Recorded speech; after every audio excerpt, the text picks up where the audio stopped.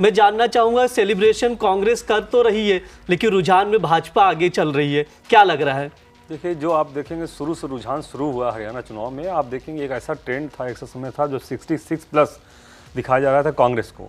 तो निश्चित रूप से उनके अंदर एक उत्साह था, बहुत बड़ा उत्साह कि हमारी पार्टी लीड करेगी, हमारी पार्टी सरकार फॉर्म करेगी, कि पिछले 10 साल से बीजेपी शासन कर रही है और जनता उनसे खुश नहीं है, इसलिए हमें वोट दी है और हम सरकार बनाने जा रहे हैं। लेकिन जबकि सत्य ऐसा नहीं था, सत्य उससे जस्ट अलग है, क्योंकि बहुत अर्ली स्टेज में आप अनाउंस करना और सेलिब्रेट करना, मुझे लगता है जल्दबाजी होता है। ये चुनाव है, ये जनता किसी को गुगली दे सकती है और वो गुगली दे दी। शुरू में बहुत देर तक बढ़त में थे, अचानक से वो पीछे हो गए, अचानक से वो 36 पे चल रहे हैं, बीजेपी 47 चल रही है। आपके ट्रेंड के हिसाब से तो यही दिख रहा है कि बीजेपी तीसरी बार सरकार बनाते हुए दिख रही है हरियाणा में। इसके बहुत सारे फैक्टर्स हो सकते हैं। मैं आप बात करूं अगर कंसोलिडेशन की, तो अगर बहुत सारा वोट कंसोलिडेट हुआ अगेंस्ट बीजेपी, तो दूसरी तरफ देखेंगे बड़ा वर्ग जो है वो कहीं कहीं प्रो हुआ बीजेपी के, वो वहाँ पे कंसोलिडेशन एंटी जो कांग्रेस था उसके साथ हो गया। तो कहीं न कहीं ये पोलराइजेशन दोनों पार्टीज के फेवर में और प्रो अगेंस्ट दोनों है। अगर कुछ उनको फायदा मिला तो कुछ इनको फायदा मिला।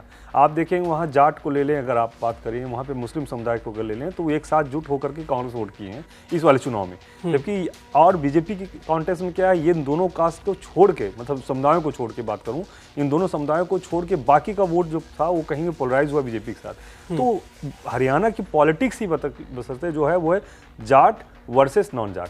आप देखेंगे नॉन जाट की जो राजनीति है वो कहीं कहीं बीजेपी के लिए बहुत बड़ा एक आशीर्वाद है, कदम वरदान है, और उसको लेके ही पिछले 10 साल से शासन कर रही है, आगे बढ़ रही है। मैं यहाँ एक बात आपको याद दिलाना चाहूँगा कि 27% वोट वहाँ जाटों का है, लेकिन इसका मतलब 27% एंटी बीजेपी है, ये भी कहना गलत है। आप देखिए पिछली बार दुष्यंत चौटाला बीजेपी के साथ मिलकर काम किए थे, तो ऐसा भी बहुत बड़ा वर्ग है अभी जाटों के बीच में जो बीजेपी को लाइक करता है, because of different reasons, multiple reasons हैं। आप नेशनल पॉलिटिक्स के जो बिंदु हैं, जो मुद्दे हैं, वो कहीं न कहीं उनको पसंद आते हैं। तो उसमें एक सर्टेन अमाउंट ऑफ वोट है जो बीजेपी के साथ रहता है। यही चीज़ निगेटिव हो जाती है कांग्रेस फेवर में।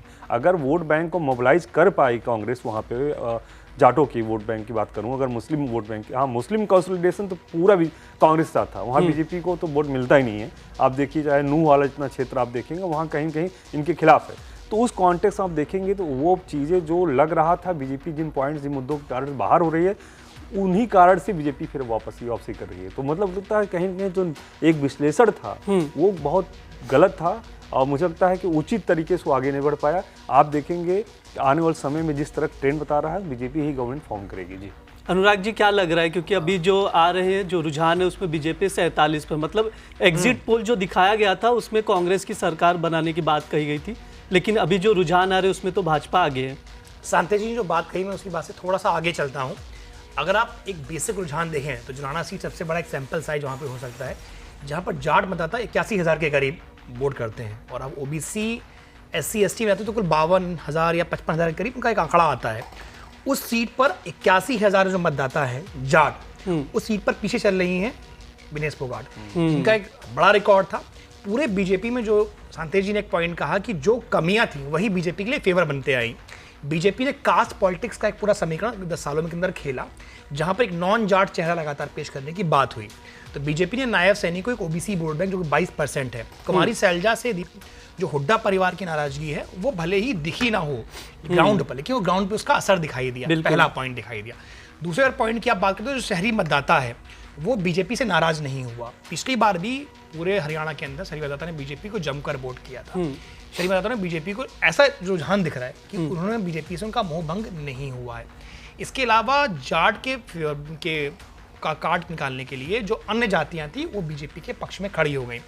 एक बात कही जा रही थी कि बीजेपी जो कद्दावर नेता हैं, अनिल विज हैं या कैप्टन अभिमन्यु है, रामविलास शर्मा है, इनको हाशिए पर लगा दिया। लेकिन बीजेपी का ये दिखाता है परिणाम, जो अब तक परिणाम में रुझान है कि बीजेपी ने शायद ये इंटरनल सर्वे किया होगा कि इन नेताओं की स्थिति उतनी बेहतर नहीं, क्योंकि अभी अनिल विज भी खुद पीछे चल रहे हैं, पीछे चल रहे हैं, अनिल विज भी पीछे चल रहे हैं। तो एक बड़ा पॉइंट है। चौथा पॉइंट, बीजेपी ने चुनावों के कुछ समय पहले दुष्यंत चौटाला से अपनी दूरी काटी, यानी बीजेपी को ये मालूम पड़ गया था कि जाट वोट बैंक उनके साथ नहीं आने वाला।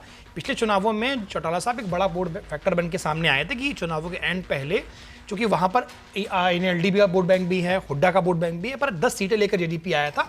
लगा था एक नई पॉलिटिक्स की जाटों के लिए एक नई दुष्यंत जी करेंगे, पर दुष्यंत जी खुद ही चौथे नंबर पे चल रहे हैं, यानी उनको जो नकारा गया है वो बहुत बुरी तरह नकारा गया है जीडीपी को पूरी तरह से। तो बीजेपी का जीडीपी से किराना करना, तो जो विश्लेषक ये मान रहे थे कि बीजेपी के नेगेटिव पॉइंट्स हैं, वही बीजेपी के पॉजिटिव पॉइंट्स दिख रहे हैं। ये बीजेपी की शायद तो ग्राउंड की भनक थी, वो लोग जान नहीं पाए। हरियाणा के बारे में कहा भी आता है कि वहाँ विरोधाभास बहुत हैं, पहलियों से भरा एक पूरा राज्य है जहां पर आप मानते हैं कि लिंगानुपात कम है, लेकिन दूसरा बात है कि वहां पर सबसे अधिक महिलाएं पहलवानी करती हैं। हाँ। एक तरफ वहां पर जो शिक्षा का दर है वो अलग अलग मामला है, तो एक विरोधाभास वहां की हर चीज में दिखाई देता है। तो मुझे लगता है हरियाणा ने उसी विरोधाभास को समझते हुए बोर्ड किया है इस बार।